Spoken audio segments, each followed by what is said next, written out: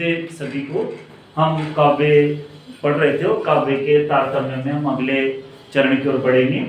तो आप सभी से मैं बार बार निवेदन करता हूँ तो आपको इस तरह की हिंदी व्याकरण और हिंदी काव्य शास्त्र से संबंधित और हिंदी जगत से संबंधित और भी जानकारियाँ प्राप्त करने के लिए आपको मेरे YouTube चैनल पर जाना पड़ेगा। साथ में मेरे इंस्टाग्राम पर भी आप इसको देख सकते हैं। धन्यवाद सभी का। आगे बढ़ते हैं हम लोग।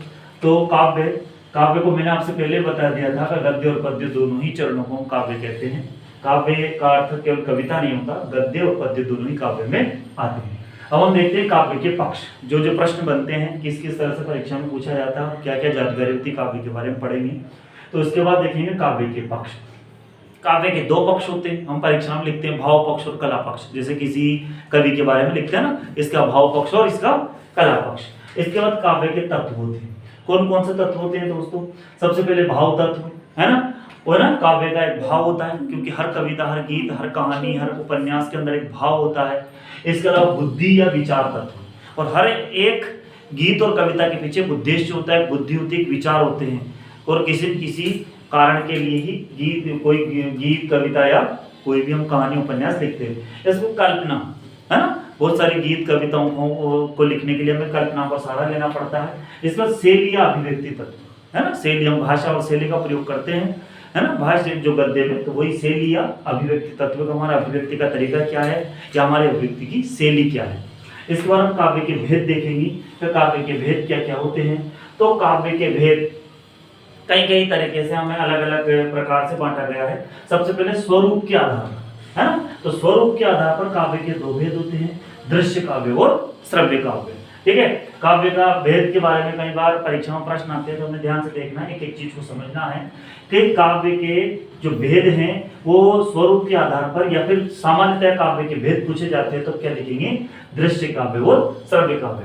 लेकिन शैली के अनुसार या शैली की दृष्टि से काव्य के भेद पूछे जाते हैं। परीक्षा में बहुत महत्वपूर्ण प्रश्न आता है और कई बार हम लोग इसमें मतलब कंफ्यूज हो जाता है, कई बार अपने को इसमें हल करने में समस्या आती है। तो अपने को ध्यान रखना है कि शैली की दृष्टि से पूछा जाए तो शैली की दृष्टि से काव्य दो होते हैं, पद्य काव्य और गद्य काव्य। जैसे मैंने आपसे कहा था कि काव्य दोनों ही होते हैं, गद्य और पद्य। लेकिन यदि स्वरूप की दृष्टि से देखा जाए तो सबसे पहले श्रव्य काव्य और दृश्य काव्य। दोस्तों, श्रव्य काव्य और दृश्य काव्य क्या होता है? श्रव्य काव्य और दृश्य काव्य, पहले श्रव्य काव्य को देखेंगे। ऐसा काव्य जिसे हम केवल सुन सकते हैं, जैसे कविता है, गीत है, इसको केवल हम सुन सकते हैं, है ना, देख नहीं सकते। या कोई कहानी है, उसको भी हम सुन सकते हैं। लेकिन दृश्य काव्य के अंतर्गत क्या होता है? ऐसा काव्य जिसे हम सुन भी सकते हैं और देख भी सकते हैं।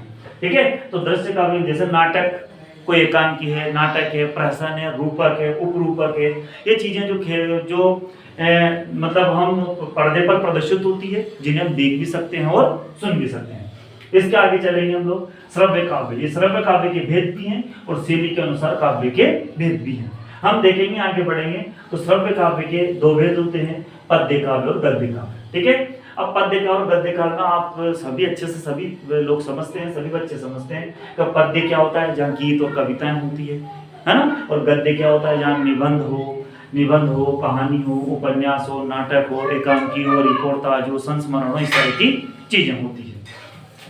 इसके बाद देखेंगे हम पद्य काव्य के दो भेद हैं, प्रबंध और मुक्तक काव्य, है ना। पद्य काव्य के दो भेद होते हैं, प्रबंध और मुक्तक काव्य। प्रबंध काव्य ऐसी रचना जो बंधी हुई हो, मतलब एक कहानी के तौर पर बंधी हुई हो और जो एक श्रृंखलाबद्ध हो, हम किसी भी छंद को आगे पीछे नहीं कर सकते। लेकिन मुक्तक क्या है? जैसे कबीर के दोहे हैं, रैदास के दोहे हैं, रहीम के दोहे हैं, जो आगे पीछे भी हम कर सकते हैं। इनसे हमारे काव्य पर, हमारी गति पर कोई प्रभाव नहीं पड़ेगा। लेकिन प्रबंध काव्य में क्या है? कहानी की तरह कथा चलती है ना, जैसे कोई महाकाव्य है, खंड काव्य में, सब में कथाएं चलती है, तो इसमें हम आगे पीछे नहीं कर सकते। प्रबंध काव्य के भी दो भेद होते हैं, महाकाव्य और खंड काव्य। हम सामान्य तरीके से और साधारण भाषा में समझेंगे तो महाकाव्य का मतलब है बड़ी कहानी, एक उपन्यास की तरह कहानी, और खंड काव्य यानी छोटी कथा है, छोटी कहानी।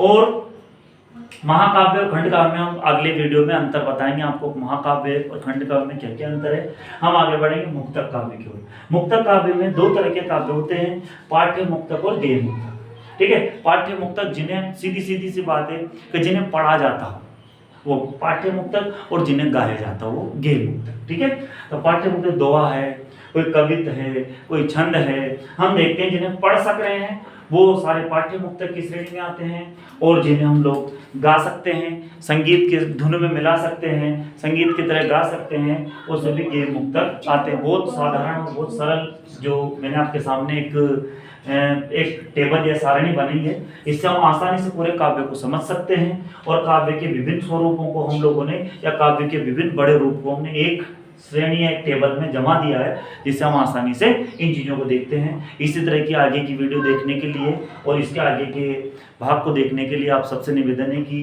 यूट्यूब चैनल को सब्सक्राइब करें और फॉलो करें। धन्यवाद सभी को।